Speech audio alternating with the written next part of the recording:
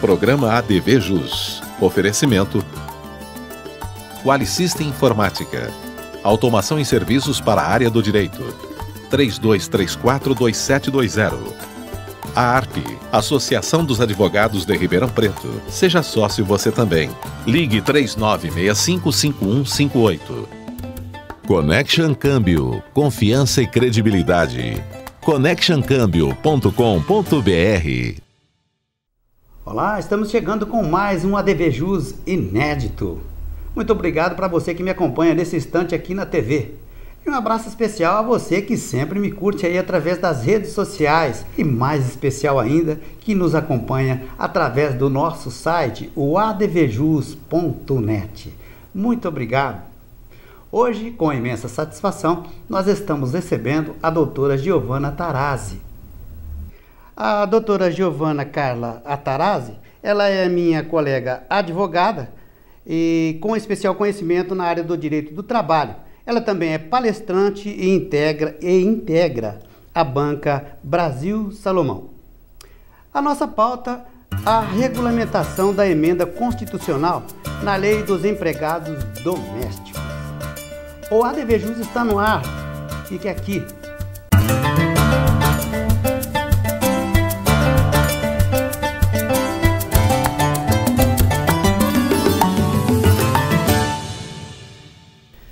Doutora Giovana, muito obrigada pela sua presença conosco aqui hoje em nosso programa.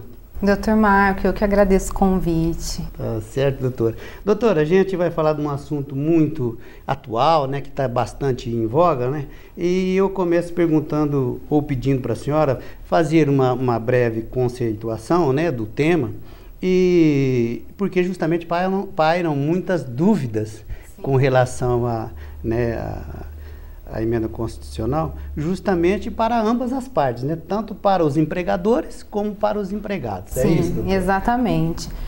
Na realidade, a emenda constitucional 72 de 2013, que ficou conhecida como PEC das Domésticas, ela nada mais fez do que acrescentar novos direitos aos trabalhadores domésticos. Isso significa que a Constituição Federal antes trazia um rol de direitos no seu artigo 7º, que eram destinados aos trabalhadores urbanos e rurais. No seu parágrafo único, ela elencava alguns desses direitos aos trabalhadores domésticos, porém não eram todos os direitos estendidos a essa categoria. O que a emenda constitucional veio fazer foi justamente igualar esses trabalhadores urbanos e rurais aos trabalhadores domésticos. Essa é a síntese do que a emenda constitucional 72, que ficou conhecida, né, na mídia por PEC da doméstica, veio trazer para a categoria. Certo. Doutora, agora quando a gente fala em empregado doméstico, né, tem ali todo um rol, né, porque algumas pessoas, evidentemente que não colegas advogados, mas assim o pessoal que nos assiste, imagina que talvez ali o empregado doméstico ele se restringe àquela doméstica que lhe presta o serviço, ou talvez o jardineiro, mas nós temos um rol ali de profissionais que integram a categoria, não é isso? Doutor Marco, essa é uma dúvida assim que todos questionam, sejam empregados, sejam empregadores, as pessoas em como elas perguntam, o que é um empregado doméstico? É só aquele que lava ou que passa dentro da sua residência? E não, isso é uma informação errônea, né? Porque empregado doméstico, a definição de empregado doméstico antes trazido pela lei que foi revogada 5859 de 72, hoje ela vem a definição lá no artigo 2º da Lei Complementar 150 de 2015, que fala assim: empregado doméstico é todo aquele que presta serviço de natureza eventual, sem finalidade lucrativa, à pessoa ou família para o âmbito residencial. Como exemplo, o que a gente pode dar? Você tem o jardineiro, você tem a copeira, você tem a passadeira, a lavadeira, a cozinheira, babá, a cuidadora de idoso, o motorista. As pessoas ficam surpresas quando a gente fala que um piloto de avião pode ser um empregado doméstico, que um médico pode ser um empregado doméstico. E até uma professora, doutor? Até uma professora pode ser uma secretária. Então as pessoas às vezes confundem assim, muitos empregadores não querem falar empregado doméstico. Então fala, olha, eu tenho uma secretária na minha casa. E secretária, o curso secretariado é um curso de nível superior, né? Ele pode ser um empregado doméstico, mas o empregado doméstico, a categoria, tem como exemplo todos esses que a gente disse. O importante é analisar as características do emprego doméstico. Então, ele não pode ter finalidade lucrativa, tem que ser para o âmbito residencial, então não é necessariamente dentro da residência. Você pode ter um motorista que leva a família, leva os filhos para a escola, né? Leva esse pai de família para o trabalho e ele trabalha fora da residência, mas ele trabalha para o âmbito doméstico. Puxa vida, interessante, né, doutora? Agora, existem alguns pontos polêmicos, doutora, que eu vou pedir para a senhora dar uma pontuada para a gente, né? Primeiro a gente vai falar desses dois aqui, jornada de trabalho e recolhimento do FGTS, doutora. Certo. O que a Lei Complementar 150 de 2015, que agora em junho, né, que entrou em vigor, veio fazer? Veio solucionar todos esses problemas da emenda constitucional. Porque de todos os direitos trazidos pela emenda constitucional, alguns ficaram pendentes de regulamentação.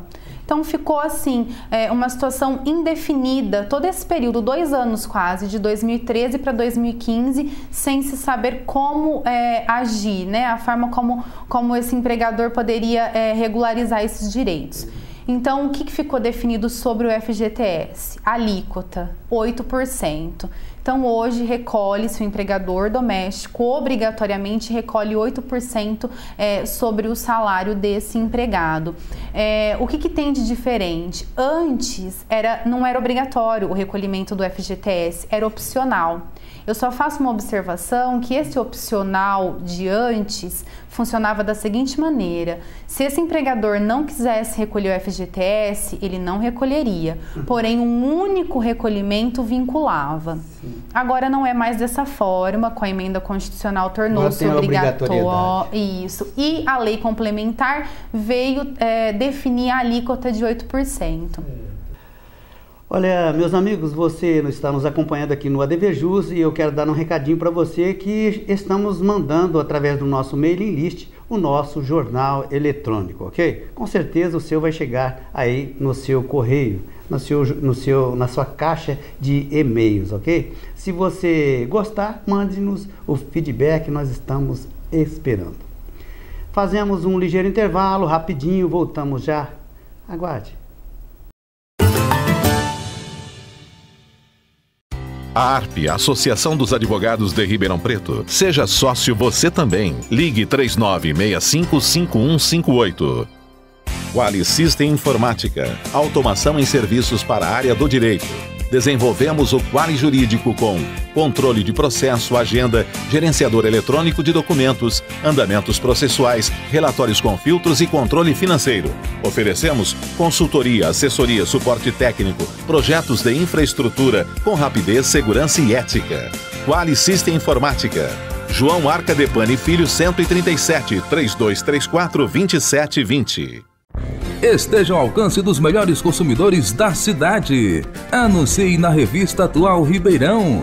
Com formato objetivo e moderno, seu negócio ganha um destaque especial. Excelente tiragem com distribuição em toda a cidade. Conheça e anuncie. Revista Atual Ribeirão. Curta nossa página nas redes sociais e acesse nosso site atualribeirão.com.br. Connection Câmbio, confiança e credibilidade.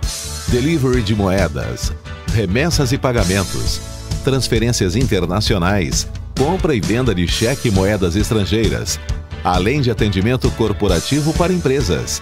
Conheça o Connection Travel Money, ideais para viajar com mais segurança e tranquilidade. Connection Câmbio, compromisso e agilidade. connectioncambio.com.br. Espaço Homo, Zezinho Alfaiate, confecção e aluguel de trajes, 3234-7544.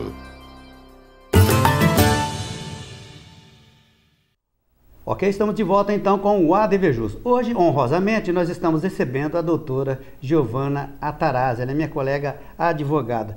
Doutora, a nossa pauta, né, uma pauta bastante interessante, a regulamentação da emenda constitucional na lei dos empregados domésticos. A gente estava falando aí de alguns pontos polêmicos e sobraram aqui dois que a gente gostaria que a senhora, por favor, se pronunciasse a respeito, né? A multa compensatória e o simples do doméstico, doutora. Certo, doutor Marco. A multa compensatória nada mais é do que, para os empregados urbanos, aquela multa de 40% sobre o FGTS em caso de dispensa imotivada. Para o empregado doméstico, ficou essa discussão durante esse longo período, porque 40% seria um valor justo para um empregador que não tem finalidade lucrativa. Então, muito se discutiu no Congresso e ficou definido que seria diferente, não seria aplicado a mesma alíquota de 40%, né, sobre o depósito total do FGTS, mas sim um percentual de 3,2% ao mês. Então, esse valor seria depositado numa conta separada da conta do depósito do FGTS e que, ao final desse contrato de trabalho, diante de uma dispensa imotivada, esse empregado levantaria esse valor, caso contrário, o valor seria retornado para o empregador. E o simples doméstico, que é esse simples doméstico? Nada mais é do que a lei veio facilitar a vida desse empregador e trazer a possibilidade do recolhimento de todos esses encargos trabalhistas numa guia unificada, né, que ficou definida como DAI.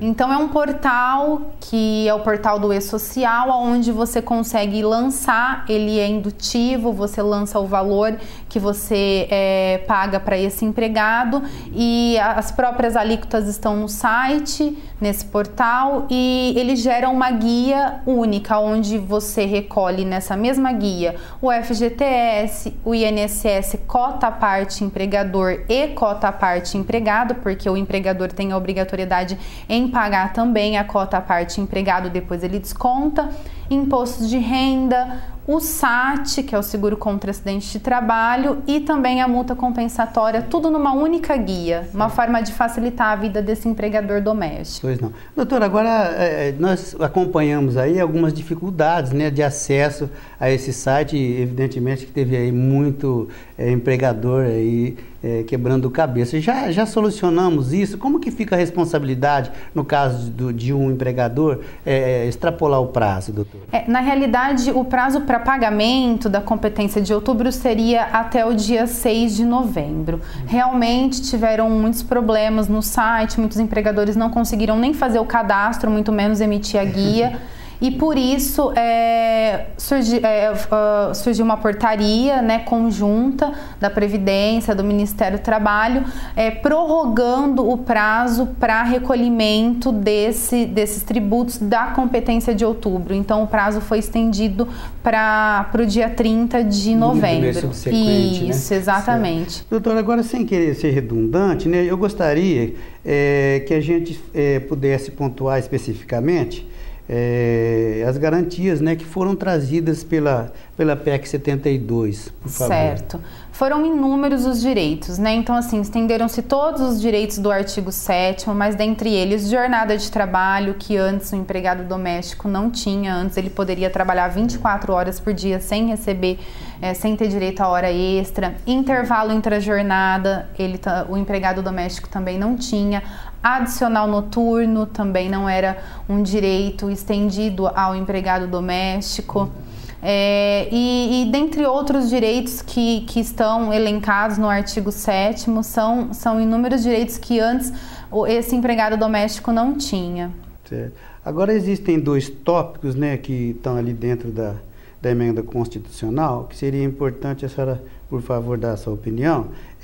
A importância do reconhecimento da norma coletiva e também essa proibição de diferença salarial. Me parece ser um pouquinho assim difícil para o pessoal traduzir, né, doutor? Certo, é que é um absurdo, mas antes a Constituição Federal previa a possibilidade de se ter norma coletiva. Então, você para os empregados urbanos, você podia ter sindicato patronal e sindicato profissional sentando, negociando, né, e transacionando em relação a esses direitos desses trabalhadores.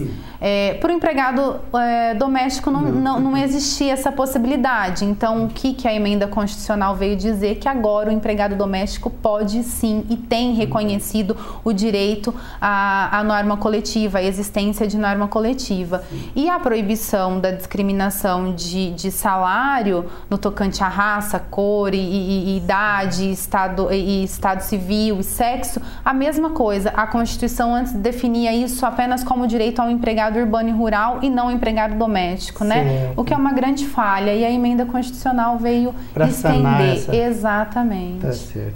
Agora, como é possível estipular, né, doutor, uma jornada de trabalho? A gente já muito bem sabe, né, mas é importante deixar claro, como é possível estipular uma jornada de trabalho para aquele empregado que ele reside no local de trabalho? Então, a Lei Complementar 150 ela é bem clara que somente vai ser anotado nesse cartão de ponto a hora efetivamente trabalhada. Então, a hora que esse empregado estiver descansando, enfim, estiver no seu... Geralmente, esses empregados que residem, eles têm o seu quarto com a sua televisão, enfim. Esse horário não vai ser computado. Porém, se ele precisar se retirar do seu descanso para atender alguma necessidade da família, aí ele vai anotar como hora extra no cartão de ponto, mas é dessa forma que funciona. Ele só vai anotar o horário efetivamente trabalhado. Ok, meus amigos, olha, eu quero ratificar aqui de público, né, o meu agradecimento especial aos inúmeros colegas que nos enviaram mensagens e nos felicitaram pela nossa cobertura com relação às eleições aqui para a 12ª subseção de Ribeirão Preto, na qual se sagrou reeleito o Dr. Domingos Assad, como também na vizinha cidade de Sertãozinho, onde a chapa do Dr. Ivan Bueno também foi a vencedora. Muito obrigado. Mais um ligeiro intervalo aqui, rapidinho. Voltamos já já. Espaço Homo, Zezinho Alfaiate, confecção e aluguel de trajes, 3234-7544. Quali System Informática, automação em serviços para a área do direito. Desenvolvemos o Quali Jurídico com controle de processo, agenda, gerenciador eletrônico de documentos, andamentos processuais, relatórios com filtros e controle financeiro. Oferecemos consultoria, assessoria, suporte técnico, projetos de infraestrutura com rapidez, segurança e ética. Quali System Informática. João Arcadepani Filho 137, 3234-2720. Connection Câmbio, confiança e credibilidade. Delivery de moedas, remessas e pagamentos, transferências internacionais, compra e venda de cheque e moedas estrangeiras, além de atendimento corporativo para empresas. Conheça o Connection Travel Money, ideais para viajar com mais segurança e tranquilidade. Connection Câmbio, compromisso e agilidade. connectioncambio.com.br.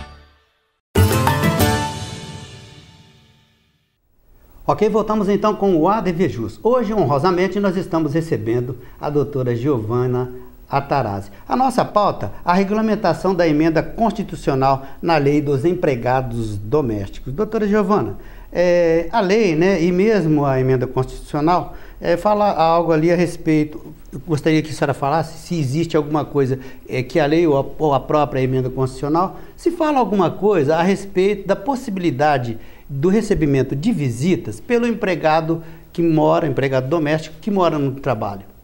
Não, a lei não fala nada a esse respeito. Eu acredito que, assim, a relação de trabalho doméstico é uma relação muito íntima, né, entre esse empregado e esse empregador. Então, é uma questão de bom senso e de acordo entre funcionário e empregador. A lei, ela é omissa quanto a essa questão. Ela tem que ter uma parcimônia, né? Exatamente. De ambos os lados, é isso mesmo. Agora, é possível que o empregador desconte do empregado doméstico? Inclusive, essa pergunta não chegou por internet, viu, doutora? pelo nosso programa @dvjus.net, a pessoa me perguntou o seguinte: se é possível que o empregador desconte do empregado doméstico valores oriundos de algum prejuízo que eventualmente tenham sido pelo empregado ocasionado. Sim, é possível. O único desconto que não é possível e é vedado por lei é desconto com vestuário, alimentação e moradia e higiene. Caso esse empregador tenha lesado culposamente esse empregador, ele pode sim descontar esse valor desse objeto, enfim, dessa lesão que ele teve por parte do empregado. Aqui cabe até um alerta, né, doutora? Porque o empregador também, essa é uma linha bastante tênue, onde qualquer coisa que ele possa eventualmente extrapolar, ele pode responder lá na frente por um dano moral, não pode acontecer? Sim, exatamente. Por isso que tem que se tomar muito cuidado com, né, a forma como você vai proceder esse desconto, se realmente foi uma situação em que esse empregado tenha feito de forma dolosa, né, ou culposa. Eu acho que tem que ser feito, né, essa análise e com cautela mesmo. Inclusive, a senhora acredita que, no caso de uma dúvida, evidentemente que existem empregadores mais ou menos esclarecidos. A senhora acredita que, no caso de uma dúvida, o ideal seria que ele se servisse de uma consulta de um profissional da advocacia? Com certeza. É essa orientação que a gente passa para os clientes, enfim, para quem nos procura. Então, é importante que realmente seja consultado um profissional e que esse profissional tenha uma conduta cautelosa. Muito importante, né? Doutora, agora existem alguns itens que ainda estão ali pendentes de regulamentação, eu acredito que sim, né? Quais são, assim, os mais urgentes, doutora? Na realidade, o que a gente tem aí de mais complicado é o portal mesmo do E-Social, para cadastro, para emissão dessas guias, porque o que tinha para ser regulamentado, a Lei Complementar 150 de 2015 sanou, trouxe todas, né, tirou todas essas dúvidas que estavam aí para esses empregadores desde 2013. Então agora não existe mais dúvida de como fazer. Eu acho que assim, a problemática maior está sendo realmente no cadastro, o que os empregadores têm dúvidas é como cadastrar, como emitir essa guia, mas o que a gente orienta é que o site realmente é indutivo.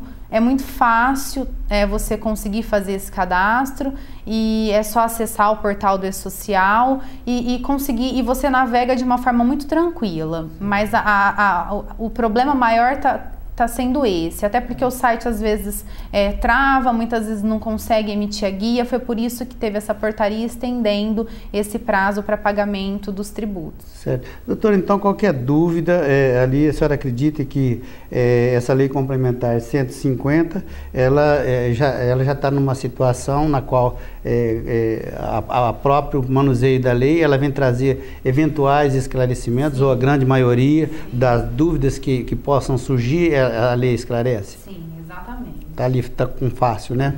Sim. Certo. Agora, o que mais que a gente pode colocar, doutora, em nível aí de direitos, né, e também de deveres, nessa que é uma relação assim tão importante, né, pra hoje em dia, aí, com os avanços da tecnologia, o mercado de trabalho, né, e muitas pessoas precisam realmente deixar o seu lar com alguém ali de confiança para que ela possa dar uma sequência na sua atividade normal. O que a gente pode, nesse nível, deixar colocado para quem nos acompanha em relação aos direitos e deveres do empregado doméstico e também do empregador? Doutor Marco, eu volto na mesma questão da jornada de trabalho. A gente tem assim, uma dificuldade muito grande, porque os empregadores que nos procuram, eles sempre vêm com a informação, mas é muito difícil controlar a jornada da minha empregada, porque eu não fico em casa, e como que eu vou falar isso para ela? Já trabalha há muitos anos na minha casa, ela não aceita. E o que a gente orienta é que você realmente faça esse controle, adote esse cartão de ponto.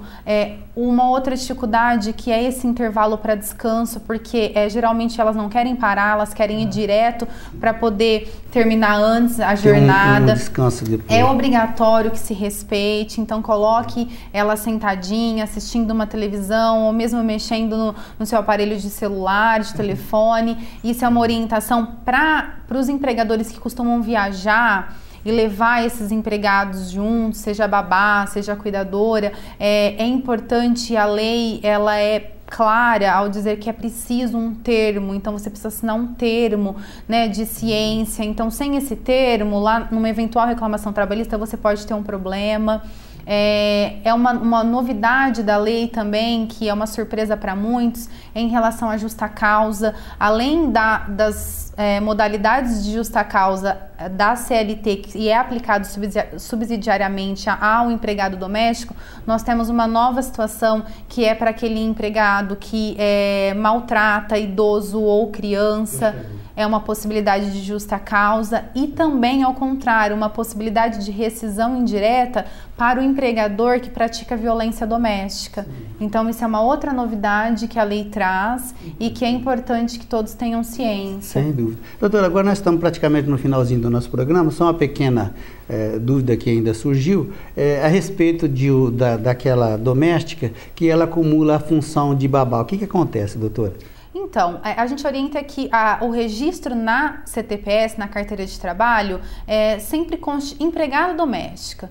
Porque se ela é empregada doméstica, ela faz todos os serviços inerentes ao lar. Então, uma vez que você acordou com essa empregada, que ela vai limpar, cozinhar, passar e também cuidar da criança, não tem problema nenhum. Ela é empregada doméstica e ela recebe aquele valor que foi acordado, lembrando que nunca poderá ser inferior ao salário mínimo, né? Isso é constitucional. Então, não tem problema. Eu acredito que, assim, a controvérsia quando você contrata como babá e você passa para essa empregada que ela vai tão somente cuidar da criança e você começa a utilizá-la para outras funções. Aí você pode ter um problema numa eventual reclamação trabalhista. Com certeza. Doutora Giovana, quero te agradecer imensamente a presença comigo aqui hoje no ADV Jus. Muito obrigado, viu? Doutor Marco, eu que agradeço. Muito obrigada pelo convite. Olha, meus amigos, você pode novamente ver esse programa com a doutora Giovana Tarazzi. É só você acessar o nosso site www.advjus.net. Nós vamos ficando por aqui. Um forte abraço. Até o próximo.